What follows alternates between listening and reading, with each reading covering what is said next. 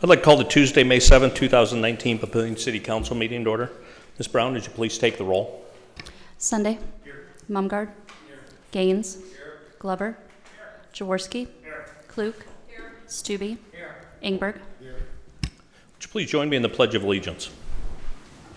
Pledge allegiance to the flag of the United States of America and to the republic for which it stands, one nation, under God, indivisible, with liberty and justice for all. Thank you. And do we have an affidavit of publication on file? We do. And a current copy of the Open Meetings Act is posted in the back of the council chambers. We got a presentation tonight. I'd like to invite Alex up and present this to him as a representative of the Public Works Department. This is National Public Works Week, so I'd like to give an official proclamation to the department. Whereas public works professionals focus on infrastructure, facilities, and services that are of vital importance to sustainable and resilient communities and to the public health, high quality of life, and well-being of the people of the city of Papillion. And whereas these infrastructure, facilities, and services could not be provided without the dedicated efforts of public works professionals who are engineers, managers, and employees at all levels of government and the private sector, who are responsible for rebuilding, improving, and protecting our nation's transportation, water supply, water treatment, and solid waste systems, public buildings, and other structures and facilities essential for our citizens. And whereas it is in the public interest for the citizens, civic leaders, and children in the city of Papillion to gain knowledge of and to maintain a progressive interest and understanding of the importance of public works and public works programs in their respective communities. And whereas the year 2019 marks the 59th annual National Public Works Week sponsored by the American Public Works Association.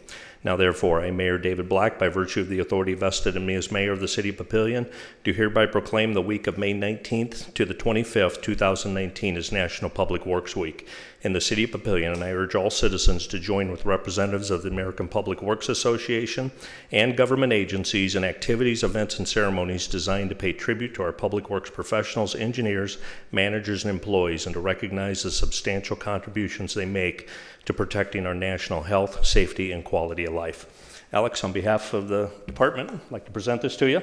And actually, some of you may not know Alex. I think it's probably his first council meeting. Alex is the deputy city engineer, and just because you're so new on the job, put you in front of him, have you share a few words, maybe introduce yourself a little bit too. Sure. Thank you very much. Thank you, Mayor. Like you said, my name is Alex Evans, deputy city engineer. I joined the city of Papillion approximately a month ago, and it has been a pleasure working with the folks at Public Works. It's just a strong, dedicated group of individuals that really take pride in the city, and I'm very happy to be a part of that. So thank you, and thank you on behalf of Public Works. Thank you for joining us as well. Administrator's report. Ms. Myers, please. Thank you, Mayor. I just have a couple quick comments tonight. A National Police Week and Peace Officers Memorial Day are next week. So I want to thank you to the brave men and women that keep Papillion safe. So I urge all of you, if you see one, to please thank them as well. Congratulations to Amber. She completed the Sarpy County Leadership Program. I think she's going to graduate maybe next week, so we're keeping our fingers crossed. So great job. Thank you. Also, our recreation department is ramping up for summer activities. The Papillion Half Marathon, the 10K and the 5K races are May 19th. I think Lori is still looking for volunteers, so if anyone would like to help, I'm sure she'd appreciate that. Sumter kicks off the season with Schools Out of Summer on May 24th, followed by the first movie of the season. So again, if you can join them out at Sumter, it's always a great time. And lastly, it's that time of the year again. The budget process has begun. So we've asked departments to determine revenue and expenditures for the next fiscal year, and then we'll keep the elected officials posted as to the timing of that and at what point we can meet and talk about your desires as well. So that's the end of my report, Mayor. Thank you very much. Do we have a motion to approve the consent agenda? Motion by Councilman Ingberg. Second by Councilwoman Klug. Do we have any proponents? Do we have any opponents? Council discussion? Please vote.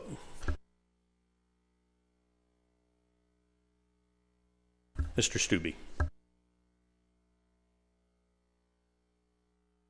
Please revote.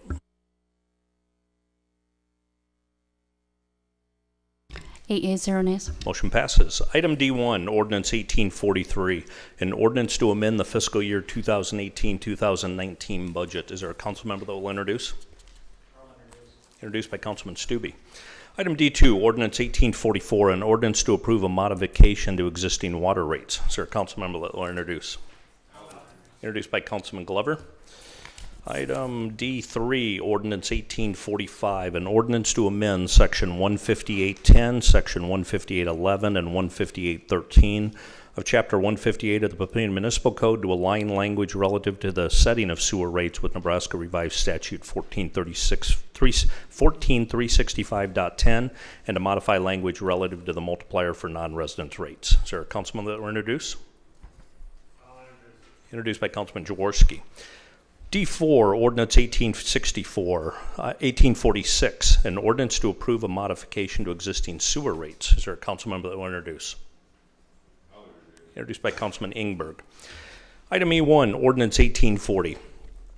An ordinance to approve a change of zone from R2 single-family residential medium density to R4 PUD2 multifamily residential specific planned unit development for the property legally described as Lot 1, Block 33, Beatles Addition, together with the north 55 feet of Lot 2, Block 33, Beatles Addition, together with Lot 4, Block 33, Beatles Addition, together with Block 32, Beatles Addition, all located in the northwest quarter of Section 26, Township 14 North, Range 12 East of the 6 p.m., Sarpy County, Nebraska, generally located at 224 East 5th Street, 546 North Jefferson Street, 538 North Jefferson Street, and 504 North Jefferson Street. The applicant is St. Columbic Hill Church, St. Columbic Hill Catholic Parish Campus. This is a public hearing, and I will call for proponents. Anybody want to speak in favor?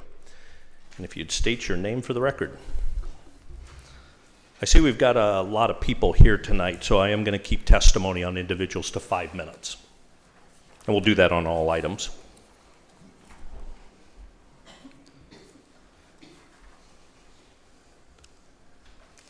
My name is Kyle Hazy with the E&A Consulting Group, representing the client in St. Columkill. Along with myself, there are representatives from the school here as well to make themselves available for any questions that you might have.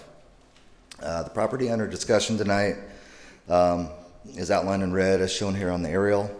To the north, we have East 6th Street with St. Columkill Parish to the north. On the eastern border is Monroe Street. To the south is East 5th Street. And kind of bisecting the western half of the property is North Jefferson Street, and then St. Columkill School existing building is there shown. It is approximately 3.4 acres that is being zoned, asked to be rezoned, and is currently zoned R2.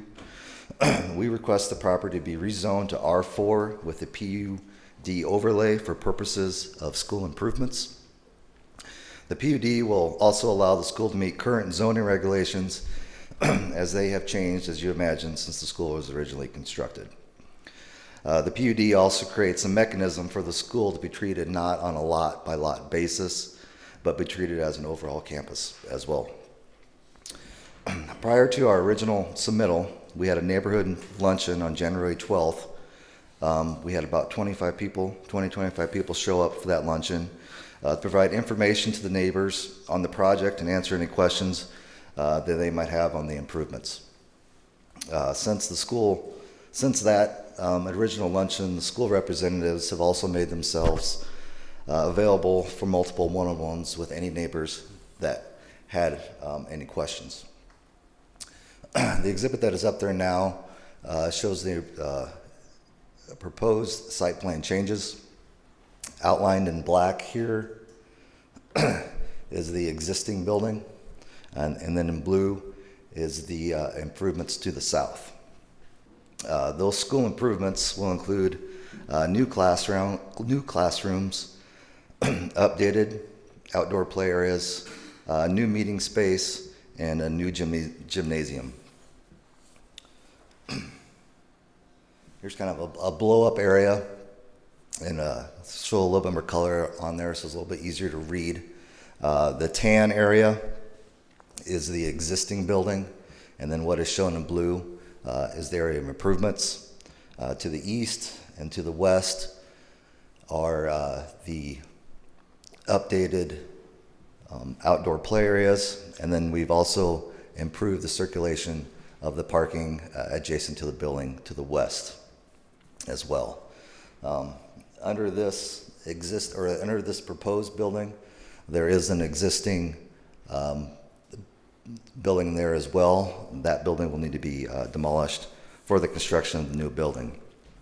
To move to some elevations for the building, this would be the top elevation is the view from the west. This would be your view of the building from Jefferson Street. The lower elevation is from the north. It is actually more of an internal view, so you really would not be able to see that, as the existing school, which is building there, which is remaining, would block most of the view of that elevation. The one on the top here is from the east. So if you were on Monroe Street, that was you would see. And then on East Fifth Street is the south elevation down below. The uses that will be constructed and used in the building, they are not new uses, but rather just improvements to the current ones. They are improving the learning and worship spaces for the children and the teachers, and also bringing some more handicapped accessibility to the building as well. Besides the structural improvements, we will also include expanding off-street parking. This is an overall aerial of the map showing the structural improvements, and then in the white is where the improved off-street parking would be included. Besides, as I mentioned before, the adjacent parking adjacent to the school, down in the southwest corner, we have a portion of the property that could be proposed either as improved parking or outdoor play area as well. And then to the north west corner, we have expanded the existing parking that is currently there. That parking lot currently has 2 egress and egress points. To help with flow, we have removed the access point that's farthest to the north, that was closest to East 6th Street in Jefferson intersection. This will allow more stacking at that intersection by moving it, just having the one access point to the south. This will, by expanding that off-street parking, we will alleviate any of the stress on the on-street parking, improve overall traffic flow, and pedestrian safety. Now, with these improvements, will also require the demolition of a few buildings, which can be seen here on this exhibit highlighted in blue. I know that we are going to discuss this later on in the agenda, but I just wanted to bring it up quickly now as part of the discussion, but not linger on it too much.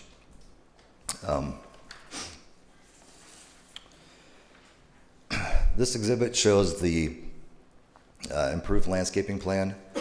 We will be the highlighted trees, if you can make them out there, show where they will be planted, and then also enhances the screening that will be provided around the new parking. I know there are some other members of the school and congregation that want to speak as well, so I'll step aside now and make myself available for any questions that the council might have later. Thank you very much. Do we have any other proponents? And if you'd state your name for the record. Sure. Dave Reeson. I'm pastor at St. Columkills. Mayor Black, ladies and gentlemen, I'm honored to be here. I'm happy you'll give me a chance to visit for a few minutes. St. Columkills parish community has been here for, I think, over 150 years. Of course, I wasn't there. You haven't been the pastor the whole time. I haven't been there that long. I think Al Schmid might have been there that long, but not me. Anyway, the parish has grown up. I think we've kind of grown up with Papillion. Started very, very small, and now we're made up of a large number of families and members. And we certainly want to continue to enhance our services that we provide to the community, to our parish, to our school, our religious formation program. So the parish, as we grow, we have had a little bit of a need for some enhancements of our facilities. We have 6 exercise groups for senior citizens. They meet every week, 6 different groups. And the seniors come from 27 different faith communities. They're not all members of our parish. They come from all over. And we give them an opportunity to exercise. One week we didn't have the space. We had to shuffle things around, which happens quite often. We had them exercising, doing their Tai Chi or their Zumba or whatever the heck they're doing out there. I've certainly not been part of that exercise group. But they've been out in the parking lot exercising. So we'd like to offer them a little more stability on where they can meet. The replacement gym for our new parish could allow for masses in that facility. So we'd have, instead of 500 some kids walking across 6th Street, we could keep them there and have mass right there. And that's truly a safety feature for walking across 6th 3 times a week. The new parish center would allow St. Columkills to address many of the challenges that we currently have, of course. I think we've been pretty good neighbors, and we'll continue to try to keep up and maintain beautiful grounds and beautiful facilities as we beautify, just as Papillion's a very beautiful city. We want to be part of the best city, the best parish in Nebraska, probably in one of the best cities in the world. So thanks very much for your consideration. Thank you very much. Do we have any other proponents? And also, if you'd state your name for the record. Yes. My name is Brandy Redburn, and I'm the school principal at St. Columkill. I just want to talk a little bit about how this facility will affect the school and improve our offerings to our existing programs and some of the flexibility that we have. Our current school gym, with the completion of this project, will become a multi-purpose space, which we don't have right now. Our school, every single room is used all day in the school. So there's really no room for us to do things outside of the classroom. So we do have to go over to the social hall, crossing 500 students across. Sometimes we have to go to different facilities like Gross Catholic. We've had programs at Papillion South High School. So this will give us some flexibility in the space that we have in our school. And this will also give us a dedicated space for our before and after school program, which we don't currently have. So we have, sometimes they're in the gym, sometimes they're in the parish center, sometimes they're across the street. And it's kind of frustrating for parents sometimes, but we, again, would be able to keep the students on the school side of the campus, alleviating the need for them to cross the street. We have the new facility that will have the preschool. We'll have 3 rooms in the preschool, and while we'll still serve the same number of preschoolers, we will be able to have some options to have a full-day preschool program or a part-time programs with childcare available for the working families, which we have so many of, and that is a big need that we've had at St. Columkill and we're not able to do with the current building that will be demolished as part of this project. Our new gym will also allow some flexibility of our schedule in school. Like I said, our school gym is also our lunchroom and any other meeting space that we have. So it makes it for a really tight schedule for us. But we will be able to also use the new gym. We will have a stage. We will be able to have our show choir practice there, maybe have a drama club and a speech program that we haven't been able to have before, as well as hopefully having some masses there and being able to have our school music programs and concerts and things at school instead of having to go off campus. We have worked to develop a traffic flow plan for the construction process. We have had some law enforcement help with that, and a member of our parish who works for Omaha City Planning, working with us on that. And our big focus for next year will be, safety and efficiency during this construction project. And when we have the improved parking, we will be able to have some more options for drop-off and pickup to alleviate some of the congestion on the street. And one of the best things, I guess, about this is that we will be ADA compliant. We will have an elevator that will serve all 3 floors of the school, which we don't currently have. So our gym is downstairs, and it's not, easy for grandparents. And when we have students who are on crutches or in a wheelchair, there's no way for them to get up and down the stairs without going outside. And our new playground spaces will also be ADA compliant for students with disabilities. Okay, and I will. Thank you very much. Yep. Hold it. Oh, Mr. Mumgard. Okay, you said something interesting. You said This will allow you to come up with some options to handle the congestion for pickup and drop-off. Right. Tell me about that. What are they? When do you think you'll be bringing them up? What are those options? Sure. If we have the new parking spot, like on the southwest corner of the property, that we can use for some drop-off and pickup space, cars can park in that lot as opposed to parking on the street while they wait for their children to come out of school. And we can do the same thing with some of that additional space in the expanded northwest corner of the lot.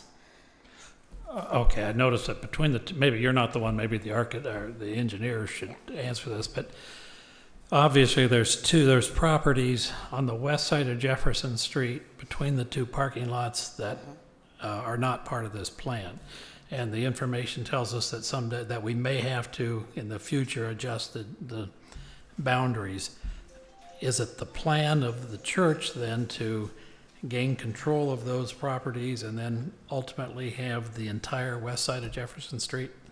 Yes, that is the plan. Okay, and, That would be our hope. well, okay, I look at that parking lot. Yeah, I look at that parking lot there on the northwest corner. It really isn't very big. Correct. And I don't have a whole lot of problem with any of this, but my major concern is that congestion. Yeah. And The goal is to have all of those properties, but that's, those properties then would allow you to give you more options on the congestion? we would have some additional parking space there and possibly a playground there for the school. A little bit more playground space as well, Okay. because So we're losing a little bit of playground space as well. okay, so really we're just looking at the first phase of what your ultimate goal is? Yes, this is phase one, correct, Okay. of the thank you. west side of the street. Okay? Thank you very much. Do we have any other proponents?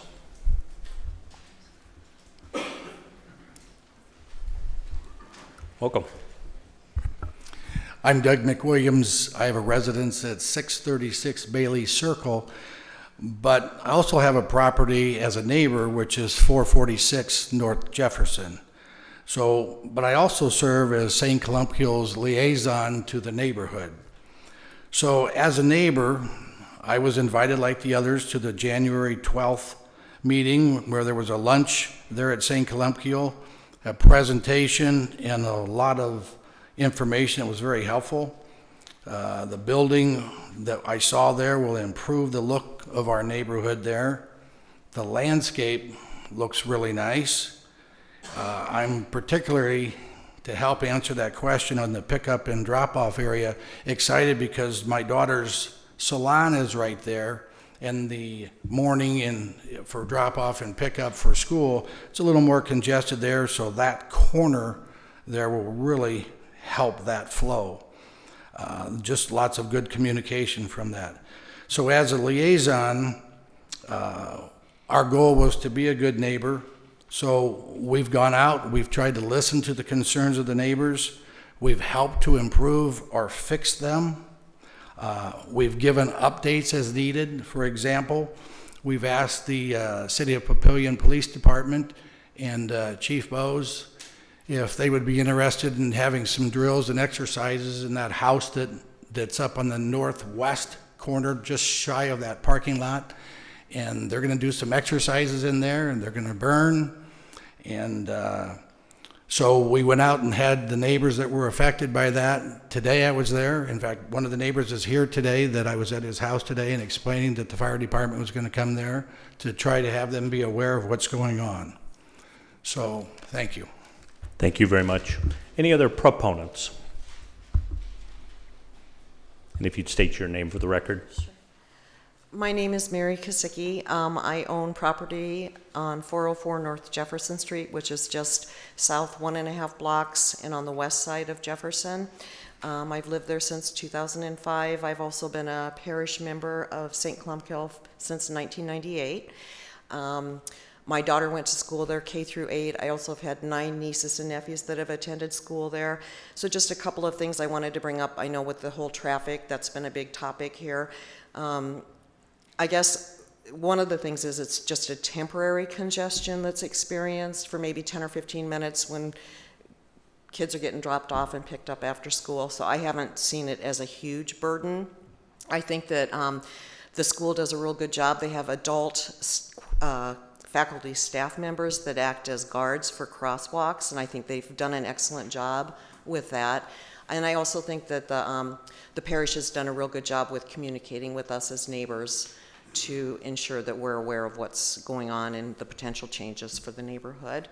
And then I think that the parish does a really good job too of taking into consideration the neighbors' concerns and needs. You know, I know at one of the last parish, or one of the last city council meetings, there was a neighbor that brought up concerns about the people entering into the exit lane to the church grounds and causing a backup onto 84th Street. And I know since that time, that very next Sunday and every Sunday since then, there's been communication in our parish bulletin, so that just as a reminder for our parishioners not to use that as an entrance, and they've also actually done some physical changes with that sign. Thank you very much. Do you have any other proponents? Do you have any opponents? And again, if you'd state your name for the record. I'm Mike Lewis. I live at 543 North Washington Street. I'm just west of the proposed parking lot that's on the northeast corner, not the northwest corner. And I was the one that brought up the issue on congestion. There have been some neighbors that have had problems where they can't get in and out of their driveways over on the corner of 5th and 84th Street because people want to turn left onto Washington Street going south. In that time of the morning, it's not possible. Similarly, traffic backing up, what the gentleman has before spoke on the east side of Jefferson Street and sits there, it's more than 10 minutes. It's about 30 minutes that's been congested. The new parking may help with that a little bit, but there's also a larger problem with congestion over, up, and around the church. Yes, the school are working a lot to try to minimize that, but for special meetings and such at the St. Columkille's Chapel, Ash Wednesday, Good Friday, Christmas, Easter, there is a lot of congestion down 6th Street. There was a young lady that spoke at the Planning Commission. Her mother lives, I believe it's the second house east of the parking lot, east parking lot, and her mother has a hard time getting out of her driveway because of westbound backed up traffic there on 6th. I realize that's a hard problem to solve because of the number of people that go in and out of there. They have done a lot to solve the problem of people making illegal left turns into the outbound lane. I've noticed that most of the traffic has stopped. We still have a few people that haven't read the memo yet, but it has been an improvement. But the congestion is not just for the school, it is for the church itself too, that needs to be addressed. And I suggested the last time maybe having some physical presence of people out at the entrances to kind of help move traffic along and suggest which way they're supposed to go. That's what other large congregations do. They have either full-time or part-time traffic help to move around. As far as the comment was made about, it'll come up later, I guess, on the next one about the burning. We have some concerns on that, and I'll bring those up later during that part of the meeting. Thank you very much. Thank you. Not really opposed, it's just a matter of communication and trying to help resolve some of the issues that have grown over time. Thank you. Do we have any other opponents? Anybody neutral? I will close the public hearing. Is it for public hearing or for discussion? Discussion. Okay, want to hold it? Okay. Okay. Public hearing or discussion? Discussion with the engineer that laid it out. Yeah, we'll pick that up on the discussion. Okay. Close the public hearing. The applicant has requested a waiver of the third ordinance, the third reading. That you do have a right to do that. That does take a supermajority. So with that, I'll honor the applicant's request and ask, is there a motion to waive the third reading for ordinance 1840? Motion, Councilman Jaworski, second by Councilman Sunday. Are there any proponents? I will note that the applicant already requested it, so you don't need to come up unless you want to. Any proponents? Any opponents to a waiver of third? Any council discussion on the waiver of third? Mr. Mumgard. Yeah, somebody from the proponents needs to come up and explain why we should waive this, what problems not waiving this will do, what your timeline is. You get to choose. Who wants to do this? As he's coming up, just so people are aware, this waiver of a third does take a supermajority vote of the city council to approve that. Thank you. Doug McWilliams again. What our concern is, or would like to do, is get as much time as we can before students come back on campus again. And even a couple of weeks will help us, because I understand that even after final approval, there's a 15-day waiting period before it's issued. And therefore, if we can get another couple of weeks where they're moving material, especially the big construction material, when kids aren't present, it just helps us from a safety concern. So that's our real number one concern. Okay, what is the timeline? If we don't waive this third reading, we won't vote on this until the last, for another 2 weeks. May 21st. So that puts us June 5th by the time the 15 waiting days. So if we can get 2 weeks back of that, that helps us in the coming school year coming up. When does that end? When does the school year end? We're going to end at the 20th of May this year, and the starting date? The 19th of August. 19th of August. So waiving the third reading basically gets you started 2 weeks earlier? Yes. And we think that's valuable for the safety of our children. And ultimately, yes, it's just 2 weeks, but in essence, gets the project done 2 weeks sooner, makes the area back to normal, actually improved, if you will. Okay, thank you. You're welcome. When do we have council discussion here On the supermajority or on the actual motion? on the waiver? On the waiver? Now. Mr. Mumgard. Okay. I am often, if not typically, but I am often against waiving third readings. And we all know we've encountered some bad situations when we did waive a third reading. But then on the other hand, we have often waived it and encountered no problem at all. The test that I will use is whether there is any reason to wait another 2 weeks and whether there's any reason to not wait.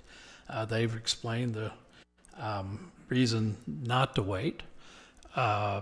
I look at this and I think, well, largely we're really not changing the use at all. This is primarily the same use that's been along that street for a number of years.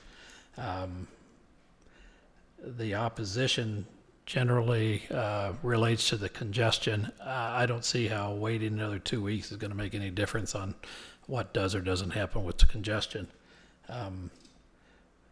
I do have a question with the planning director. The information you provided says that the PUD agreement would be presented with the third reading. Is the PUD agreement that you're talking about there the one that's back here, item 19-0081? Mr. Sersma. Yes, it's on tonight's agenda as well. Okay, so if we waive the reading, it isn't going to make any difference on the PUD agreement. No, the PUD can go tonight. Okay, for those reasons, okay, I'm going to vote in favor of waiving the third reading. I don't see that there's any real need for that any public benefit would come from that. Mr. Glover. I have a little bit of a problem with this request because last council meeting, we just passed a new ordinance not to do this kind of thing. Okay. With that, what doors does this open when we ask to waive the third reading? And when we're asked to waive the third reading, when the next construction project comes in and asks us to do the same thing? That concerns me, because generally we most of the time when we waive a third reading or a second reading, it's because monetarily it's beneficial to our city in terms of passing bonds and moving bonds forward. But I do have a problem with this request because I think it's going to open up some doors that we don't necessarily want open. Mr. Ingeberg. I generally agree with Mr. Glover, but I will say this. Despite the fact we just sent out written notice to everybody to be affected by us waiving this, the measure that I use, and I think in this particular case, is will it cause any harm? I don't think waiving it will cause any harm, primarily because the people who are here tonight testifying live in the neighborhood and/or have property in the neighborhood. And it appears that they've been very well educated about what's going to happen and how and why. So I have some comfort level with waiving the second or the third reading and voting on it tonight, and I'm going to support it. But I do wonder what's going to happen next time. But I support it and would vote to waive the third reading. Mr. Mumgard. You know, I'm going to respond to Mr. Glover. Mr. Glover, you make a very good point. Opening the door is probably a bad idea. You have some very valid concern about that. And I will go on record today as saying any developer who comes in here and asks us to waive a third reading of a development simply because they want to save some money, it'll be beneficial to them, they want to get going, they don't want to wait any longer, they're not going to get my vote to waive the third reading. Here I look at it that, well, really we're talking about neighborhoods being affected. If we don't waive the third reading, then come next fall, we have construction going when kids are coming back to school, and that causes more problems than any developer who comes in and says, well, it's going to cost me money. They're not going to get my sympathy. So if we're opening the door, I guess I'll shut that door from my standpoint right now. Ms. Klug. Thank you. I came in here not really knowing which way to vote on this one. I tend to agree with what Councilman Glover has said, that we really should not be skipping readings, especially when it's in the construction area. We have done it in the past, typically with bonds or if there was reasons for voting purposes or whatever. So I came in here pretty open, almost thinking that I was not going to go for this.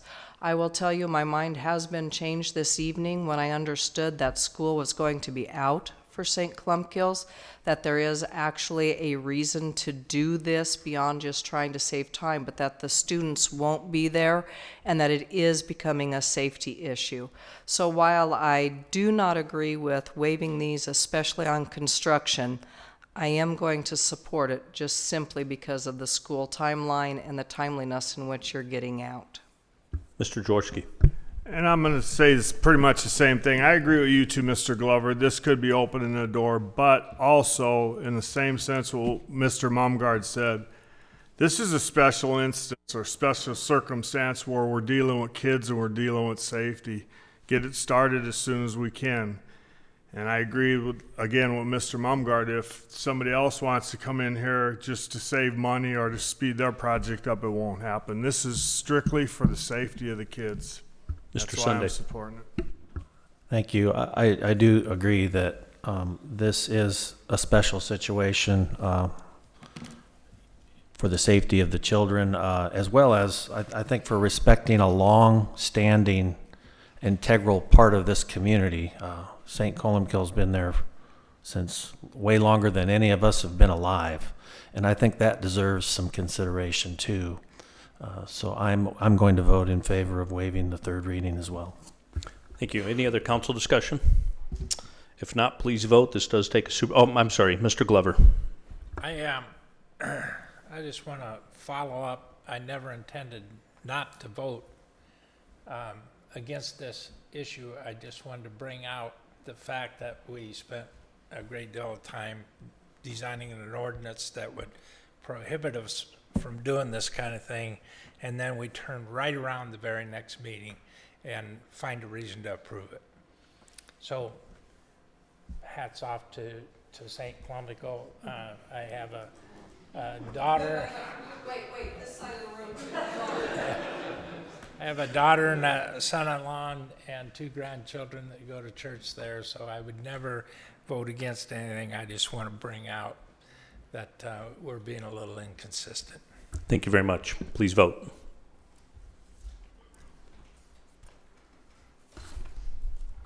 Eight yeas, 0 nays.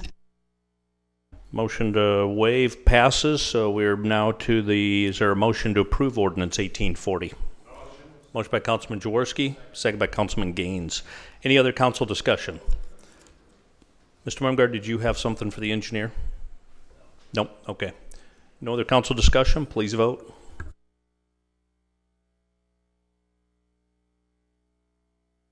Eight yeas, 0 nays. Motion passes. Thank you. Item F1, Resolution R190063, a resolution to approve an application submitted by Julie May Bendrell, doing business as Karen's Fireside, to change the location of the premises of the Class I liquor license from 1214 North Monroe Street to 841 Terra Plaza. Is there a motion to approve Resolution R190063? Motion by Councilman Klug, second by Councilman Jaworski. Are there any proponents? I will note that the applicant is here. Are there any opponents? Any council discussion? Mr. Mumgard. Yeah, when do you open? Okay. Thank you. Any other council discussion? Please vote. 8 yeas, 0 nays. Motion passes. Item F2, Resolution R190073. This is a public hearing and a vote. A resolution to approve a preliminary plat for the property legally described as a replatting of Lot 15370 North, generally located on the northwest corner of South 150th Street and Highway 370. The applicant is 370 North LLC, replat 2. This is a public hearing. Are there any proponents? Doug Kellner, TD2, 10836 Old Mill Road, here on behalf of the applicant. This is just a continuation of the development for 370 North. We're replatting Lot 15. It was always intended to plat 15 into some smaller lots, but we just wanted to make sure that we had the right development going to decide. And now that some of the sales have been made or close to being made, we have a picture of what we want, and this is it. So appreciate your approval tonight. Thank you very much. Do you have any other proponents? Do you have any opponents? Any council discussion? I'll close the public hearing. Do we have a motion to approve Resolution R190073? Motion by Councilman Jaworski. Second by Councilman Stube. Council discussion, Ms. Klug. Thank you. I'm not sure if I'm directing this to the project or to our planning commissioner, but my question is, we have worked very hard in the past as a city to watch the debt ratio, and I've noticed that this one, while it does have 2 phases and it comes in line, phase 1 is quite a ways out of what we typically do. So I'm wondering if there's a guarantee, a absolute plan. What do we have that says phase 2 is actually coming in a timely manner to keep us where we really, as a council and as a city, have worked to make developments be? I'll make a general statement, then I'll ask Mr. Sersma specific to the development. Very good point, and a little bit of education for the audience. When we do developments, we have a debt ratio, how much debt to valuation we try to manage to, and generally it's about 4% for the whole development. It is not unusual that we break developments into phases. We want to do enough to meet the market demand, so we phase the projects. And the very first phase a lot of times has the burden of a lot of the infrastructure, so its debt generally is a little bit higher, and then the later phases are lower, and then the whole. And in this case, it is higher. It's like 5 point something, and then the second one's like 1 point something, and it averages out. But specific to the development, Mr. Stursma.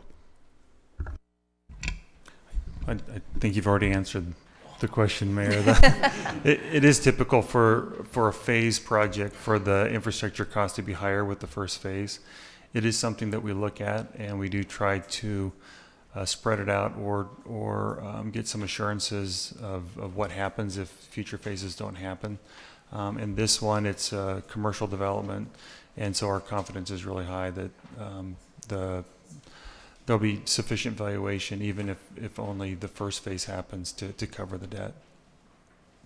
Okay. That answer. Yeah, it's just a concern, and I think we need to be watching it extremely close, especially as we're starting to see differences of annexation and things that, again, just I really want to make sure that we're watching that so we don't have any issues now or 10 years down the road. Thank you. It's a very important policy, so thanks for raising the awareness of it for education, and thanks for watching it. Mr. Mumgard. Well, okay, question for Mr. Sturzma.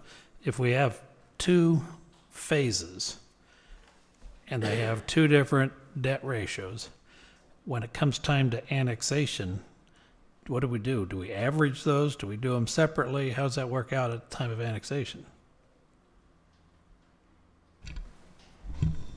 So, well, the debt gets combined with the second phase. So it as the mayor said, the phase one is 5 point something, and the phase two is 1 point something, and it averages out to, in this case, a little just under 4. You're right, it does get averaged. Okay, thank you. So we're a little bit clearer than just something. I did look. The first phase is 5.76. The second phase is 1.49, and it comes out to 3.96.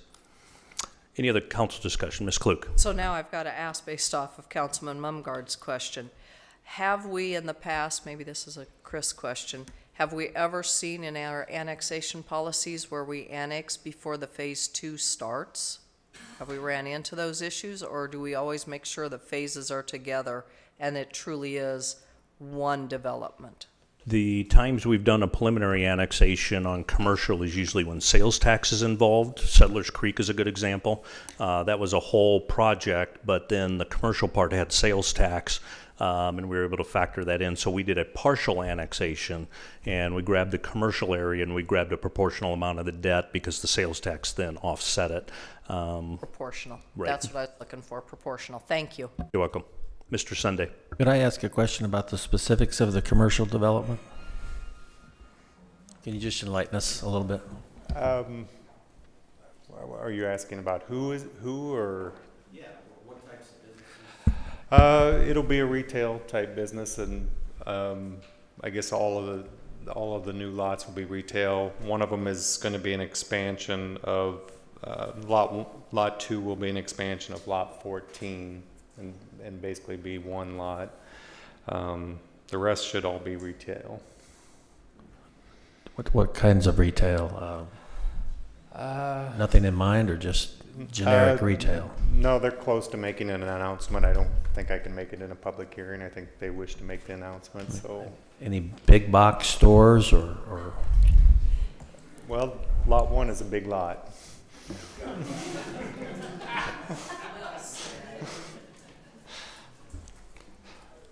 They would have to conform to the mixed use agreement that was approved, though. That will control the zoning of what can and can't go in as far as uses.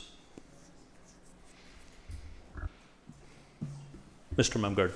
Well, okay, to follow up on that, I think originally there was discussion that this area was going to be used for car sales. And then, as I recall, there was an amendment to make it, at least part of it, accessory retail for car lots, car sales.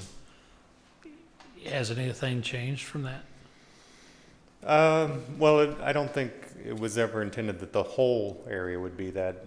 We did add that in, that would be a possibility to add that because of the dealerships that are going in out there at this time. So we wanted to have the opportunity to have those added into it. There are several other type of commercial uses in the mixed use that the development could be and that they're willing to have. Okay, that's pretty indefinite. But I guess that's the best you're going to do tonight. All right, thank you. Thank you. Any other council discussion? Not, please vote.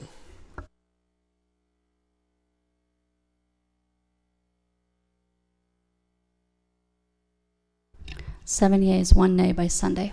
Motion passes. Thank you. Item F3, Resolution R190084, a resolution to approve a final plat for the property legally described as Lot 15370 North, generally located on the northwest corner of South 150th Street and Highway 370, the applicant's 370 North LLC. Is there a motion to approve Resolution R190084? Motion by Councilman Ingberg, second by Councilman Klug. Any proponents? And I'll carry the comments over from the previous one for the minutes. Any opponents? Any other council discussion? Please vote.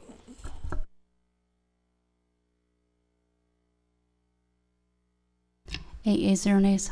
Motion passes. Item F4, Resolution R190085, a resolution to approve the First Amendment to the 370 North Subdivision Agreement. Is there a motion to approve Resolution R190085? Motion by Councilman Gaines. Second by Councilman Stube. Any proponents? Any opponents? Council discussion. Please vote. Eight yeas, zero nays. Motion passes. Item F5, Resolution R190074. This is a public hearing and a vote. A resolution to approve a recommendation to approve an application received by Sarpy County from Prairie Queen LLC to connect residential lots within Prairie Queen, lots 10 through 18, to the Hilltop Outfall Sewer pursuant to the County Industrial Sewer Connection Act. This is a public hearing. I'll open it. Do we have any proponents? Do we have any opponents? Close the public hearing. Do we have a motion to approve Resolution R190074? Motion by Councilman Jaworski. Second by Councilman Stube. Any council discussion? Please vote. Eight yeas, zero nays. Motion passes. Item F6, Ordinance 1826. An ordinance to approve a change of zone from AG agricultural to R2 single-family residential medium density for the property legally described as a tract of land located in part of the northeast quarter, Section 29, along with part of the northwest quarter of Section 28, and all of Outlot A, Granite Lake, a subdivision located in said Section 28, all located in Township 14 North, Range 12 east of the 6 p.m., Sarpy County, Nebraska, generally located on the southeast corner of South 114th Street and Cornhusker Road. The applicant is Stone Creek Plaza LLC, Granite Falls North, phases 3 through 5. Is there a motion to approve Ordinance 1826? Motion by Councilman Stube. Second by Councilman Ingberg. Staff is recommending an amendment to Ordinance 1826. They want to incorporate the following changes. Number one, to require that Stone Creek Plaza LLC become the sole undisputed owner of all property within a particular phase before the zoning district boundary is changed, modified, or amended, and to require that the corresponding final plat be recorded with the Sarpy County Register of Deeds before the zoning district boundary is changed, modified, or amended. Is there a motion to amend? Motion by Councilman Glover. Second by Councilwoman Klug. Do we have any proponents? And this is on the motion to amend. Go ahead then. Okay. Any opponents? Any council discussion on the motion to amend? Please vote. Eight yeas, zero nays. Motion is amended. Council discussion? Please vote on Ordinance 1826 as amended.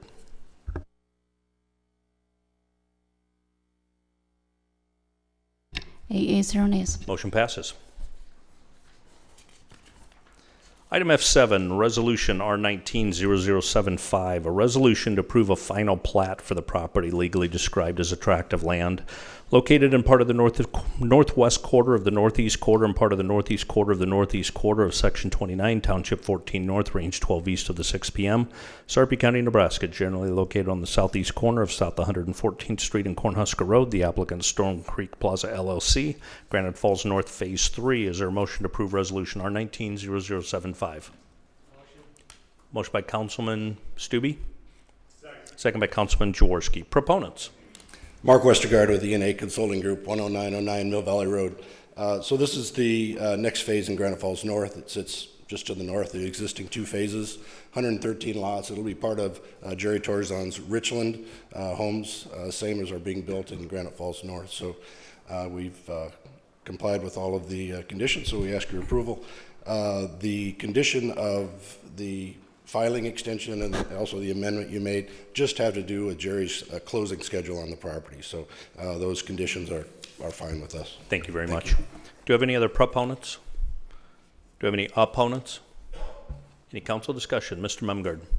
I don't know if you know the answer to this, but it's a question that puzzles me every time I get out there. When is Lincoln Road going to be pushed all the way through?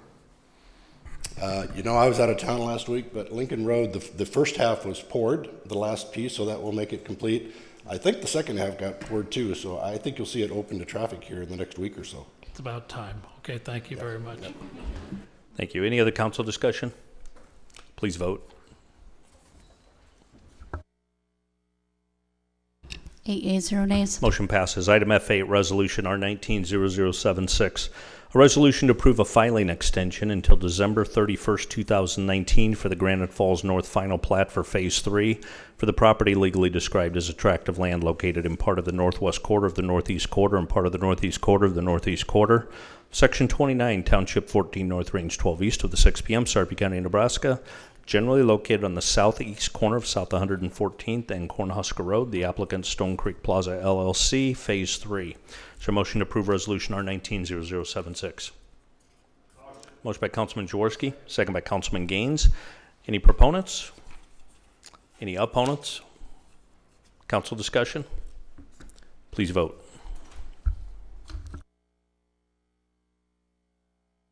8 yeas, 0 nays. Motion passes. Item F9, Resolution R19-0077.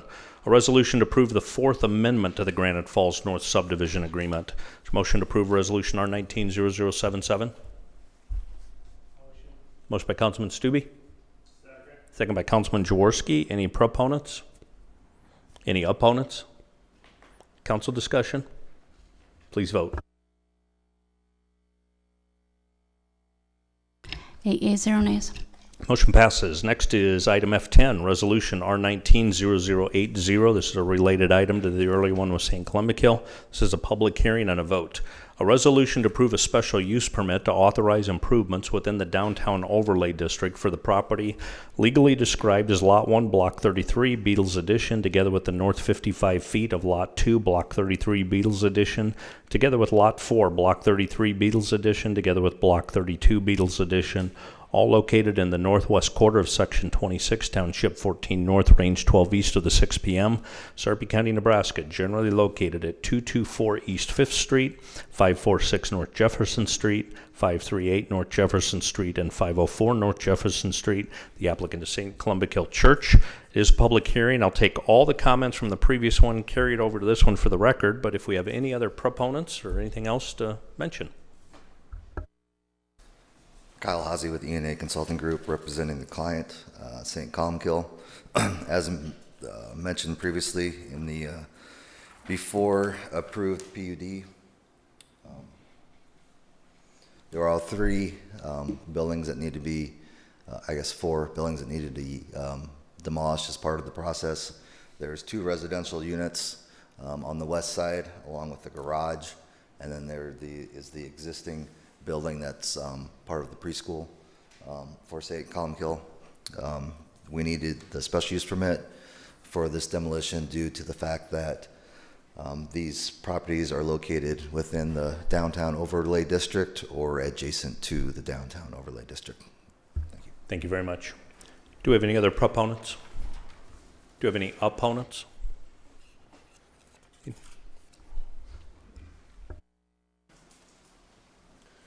Mike Lewis, 543 North Washington Street. Doesn't have the map up, but I live second house down on the east side of Washington Street. I'm adjacent to the parking lot that's going in and adjacent, almost adjacent to the garage part that's going to be taken down. Mention was made about burning the property.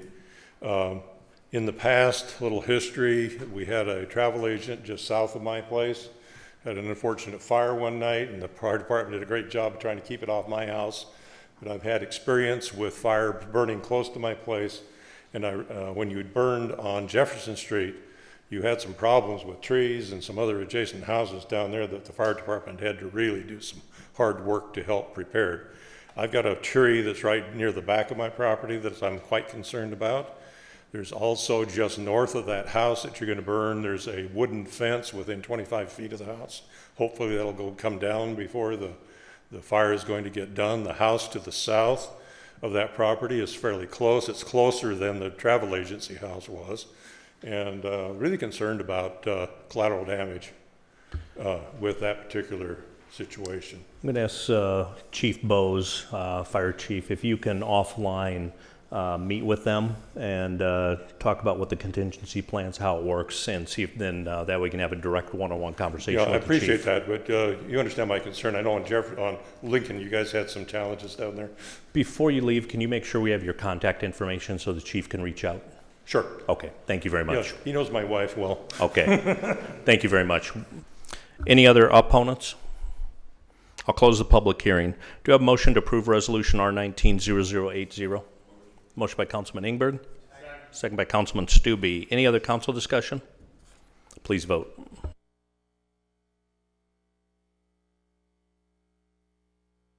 Eight ayes, 0 nays. Motion passes. A related item, F11, Resolution R190081, a resolution to approve a planned unit development agreement for St. Columba Kill School and Parish Center. Is there a motion to approve Resolution R190081? Motion by Councilman Glover. Second by Councilman Jaworski. Any proponents? Any opponents? No. Okay. Any council discussion? Mr. Stube. Yeah, so I didn't get my question in previously. So Kyle, if you could come up, and we talked a little bit about congestion and drop-off, and the only thing that I've noticed where it specifically identifies drop-off is that little circular drive that's on the east side there. And I do have a little bit of concern with regard to, controlling that, because it's not very big. There's, 11 spaces in there. Right. And so where it has a little island in the middle. And I guess just talk a little bit about, how that throat sized, I think it would be important to maybe have somebody there when that's initially opened up to control some of that drop off that may occur.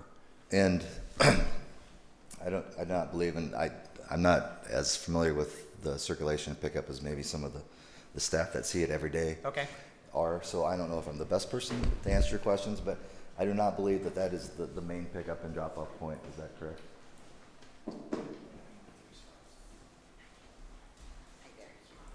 Can you state your name for the record again? Brandy Redburn. Thank you. So even though it's labeled as drop-off, it is not going to be a drop-off? The new circle drive? Yes. That is really just like people who are coming during the day to drop off and pick up students, not for the mass drop off that we have in the morning or the pickup in the afternoon. So will the parents know that they Yes. can't drop them off in the morning and they can't drop them off in the afternoon? In that circle drive? Yes. Yes, absolutely. Very good. That will be well communicated. Thank you. Any other council discussion? So then Ms. Cook. follow up with that, please. So will this actually help improve it because of the two parking lots? I've heard that you think drop-off and pickup's going to go smoother. I'm trying to figure out why. This will help improve, not really the drop off and pickup plan, I guess.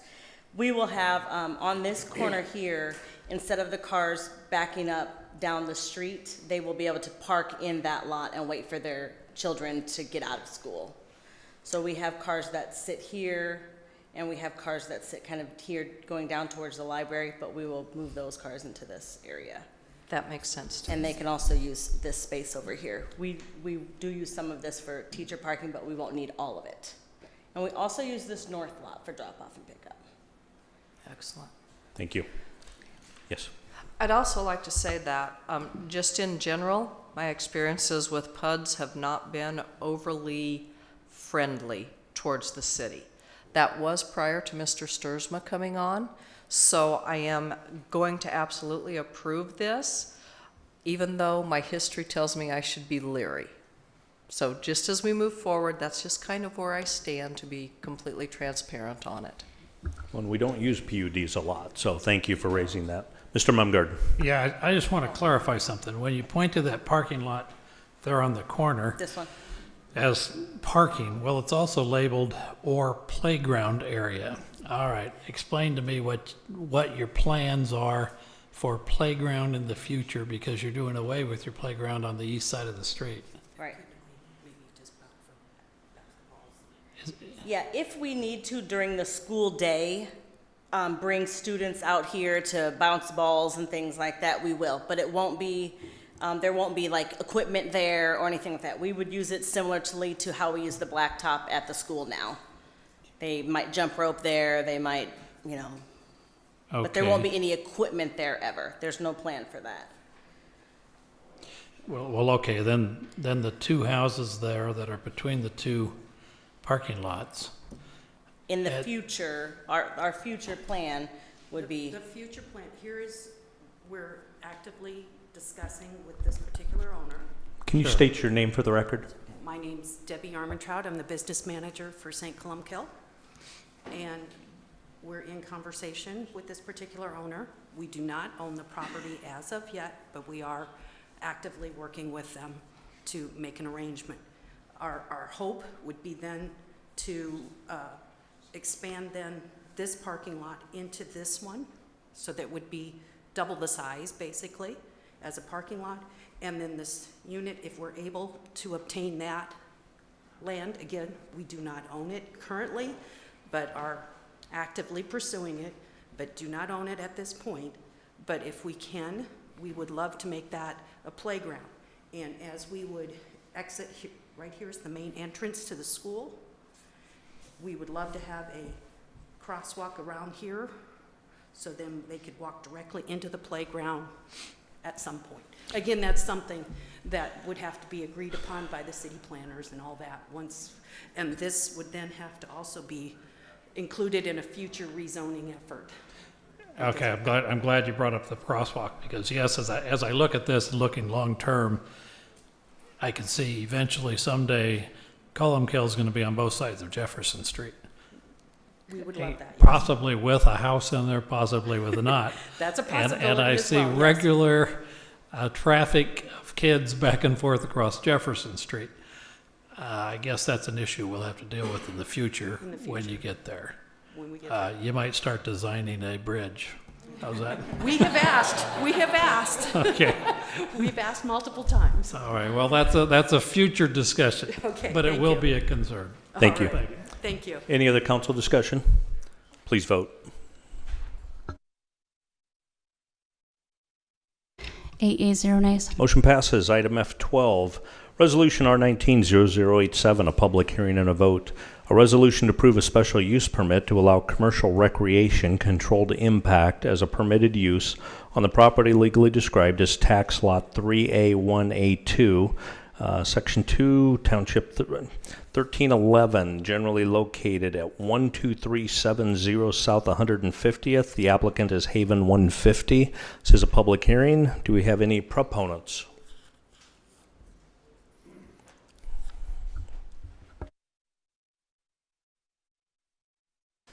So I'm Kevin Zock. We're the owner of the property where this, we're planning this use. My wife Jackie, and my son Josh and I moved out there halfway between Schramm and Capehart 7 years ago.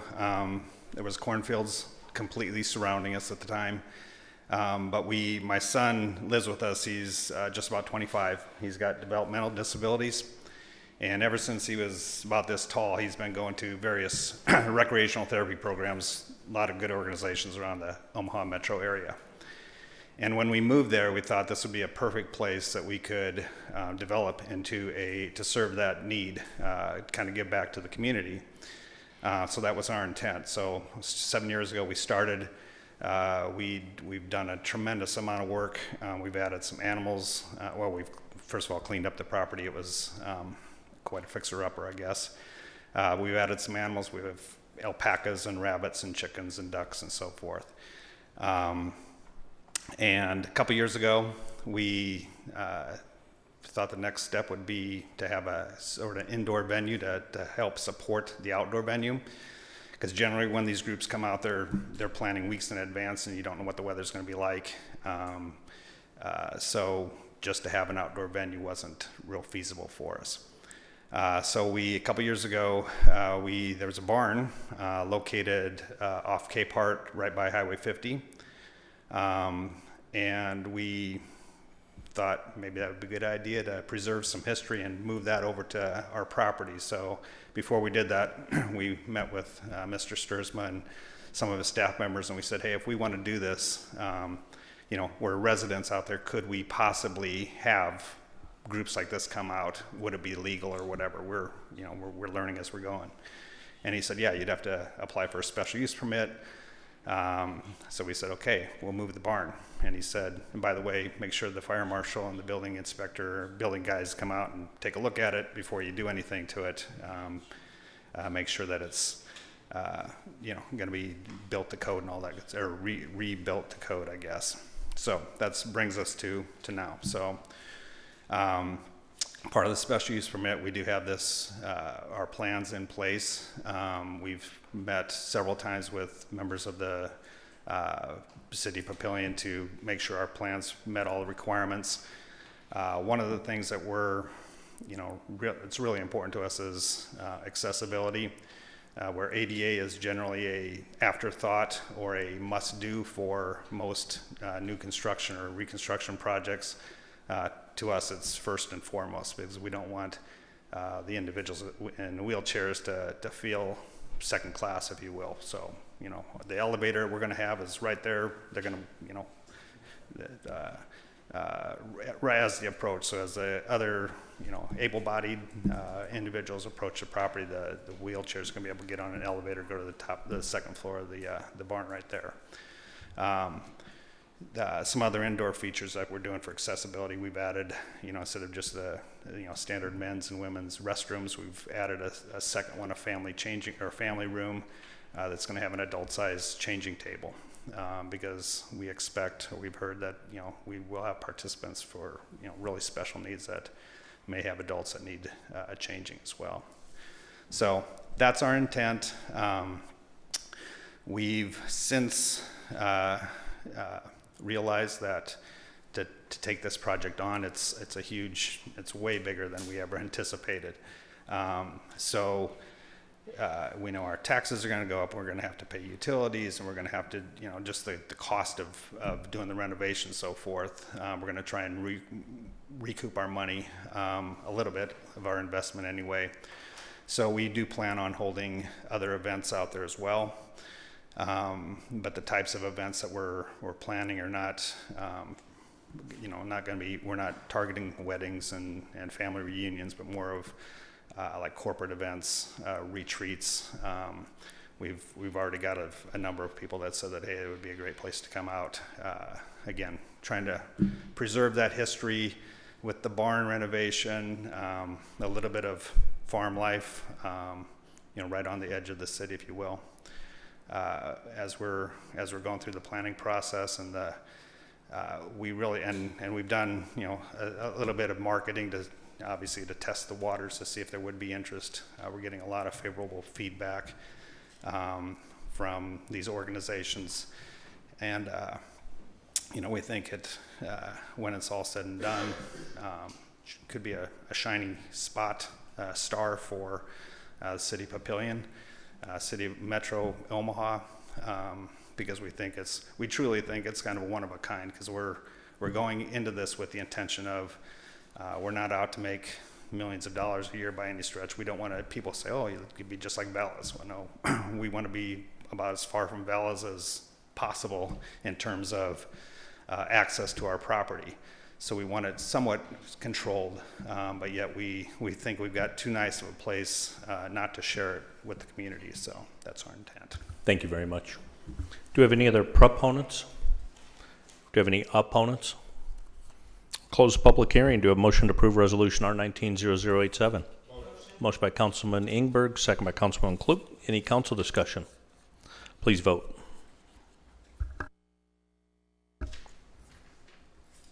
Eight yeas, 0 nays. Motion passes. Thank you. Make sure you let us know when the ribbon cutting is. Item F13, Resolution R190096, a resolution to amend the City of Papillion's Statement of Policy and Standard Specifications for communication, cable, and facilities in public's right-of-way. Is there a motion to approve Resolution R190096? Motion by Councilman Stubbe, second by Councilman Mumgard. Do we have any proponents? Any opponents? Council discussion? Please vote.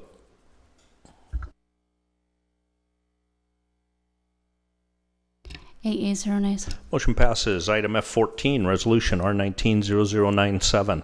A resolution to approve a master agreement for communications, cable, and facilities in public rights-of-way with MCI Metro Access Transmission Services Corporation, doing business as Verizon Access Transmission Services. Is there a motion to approve Resolution R190097? Motion by Councilman Glover, second by Councilman Mumgard. Do we have any proponents? Any opponents? Council discussion? Please vote. 8 yeas, 0 nays. Motion passes. Item F15, Ordinance 1838, an ordinance to annex certain real estate to the City of Papillion, Nebraska, and to provide for an effective date. Is there a motion to approve Ordinance 1838? Motion by Councilman Gaines. Second by Councilman Stubbe. Any council discussion? Please vote.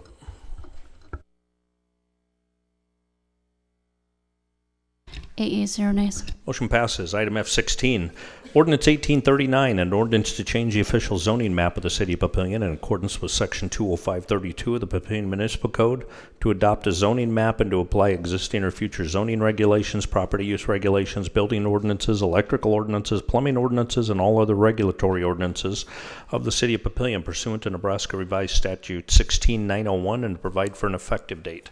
Is there a motion to approve Ordinance 1839? Motion by Councilman Kloop, second by Councilman Sunday. Staff is recommending an amendment to Ordinance 1839 to incorporate the changes that are shown in your clean amended version of Ordinance 1839. Is there a motion to amend? Motion by Councilman Stubbe, second by Councilman Glover. Do we have any proponents? Any opponents? Council discussion? Please vote on the motion to amend. 8 yeas, 0 nays. Motion to amend passes. Is there any council discussion on the motion as amended? Please vote on Ordinance 1839 as amended.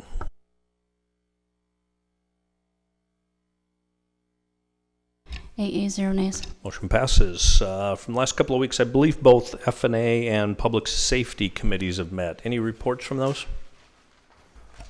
Mr. Ingberg.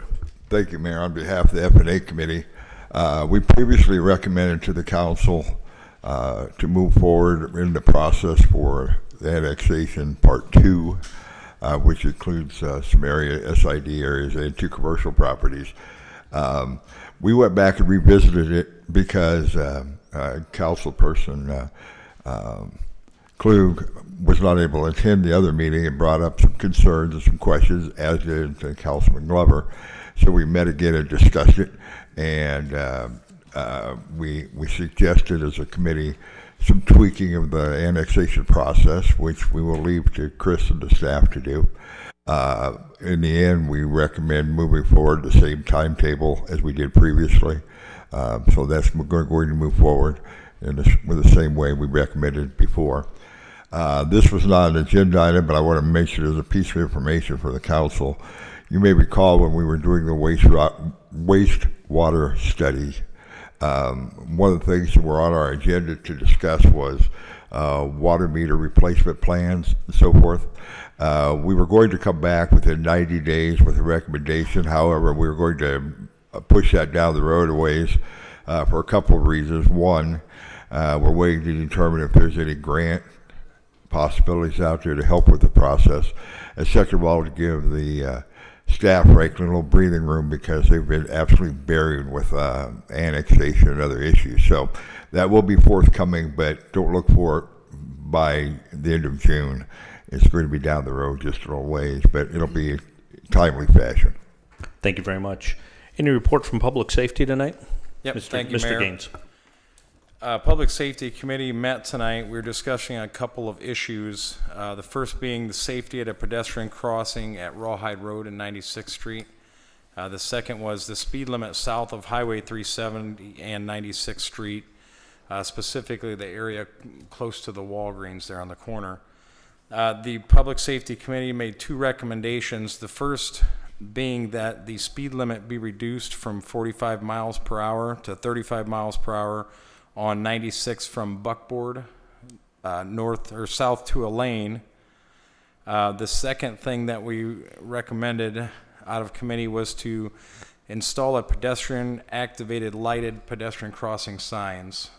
And somewhere about the crest of the hill traveling south and just north of 370 for northbound traffic.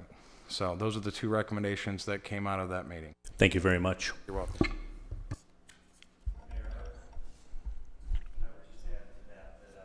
Can you turn your mic on? That's going to be activated by the pedestrian pushing a button at the intersection. And I'm told that we can propose this by resolution at the next meeting, and the rest can just be handled by city staff without a vote, is what I'm told. Thank you.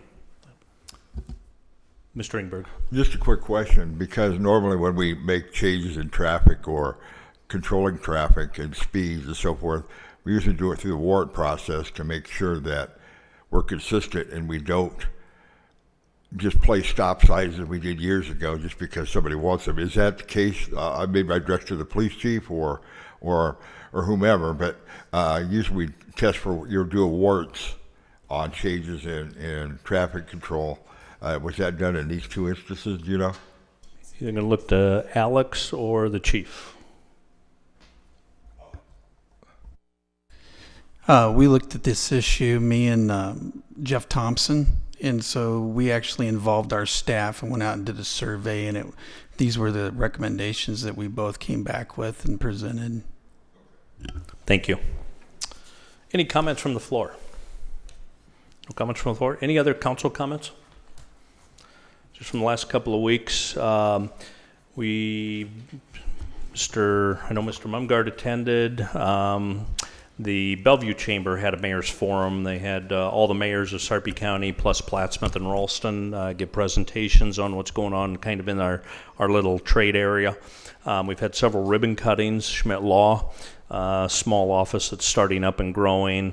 AVI SPL, which is a global company doing a lot of really neat work, is opening a local office in Papillion with local people. And then at Warner Stadium, I think people are aware, they had the press conference for getting professional soccer at Warner. That'll start playing in March. That's a USL 1 league.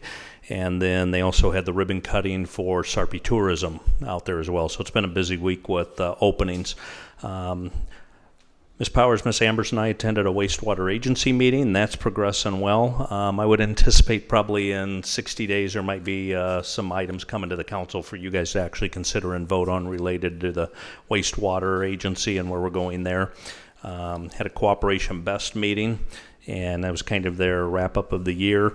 Pro Baseball had their kickoff with all of the kids starting to play, so I had an opening ceremony and participated in there with them. Midlands Place had a scholarship recognition. If people aren't aware, all of the merchants up at Midlands Place have gone together and they raise funds for scholarships. Each of the merchants gives scholarships, and the property owner matches that, and they gave 16 different scholarships to Papillion La Vista kids. And then we also had a United Cities meeting this week hosted in Papillion.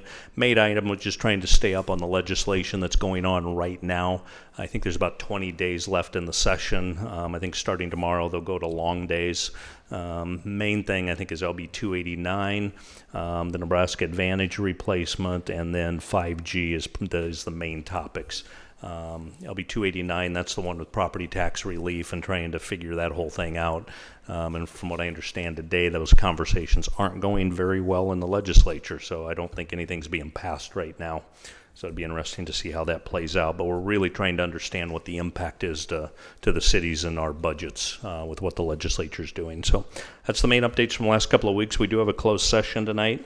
So I'd ask, is there a motion to go into closed session to protect the public interest to discuss land negotiations and contract negotiations? Motion by Councilman Ingberg. Second by Councilman Glover. Do we have any proponents? Any opponents? Any council discussion? Please vote.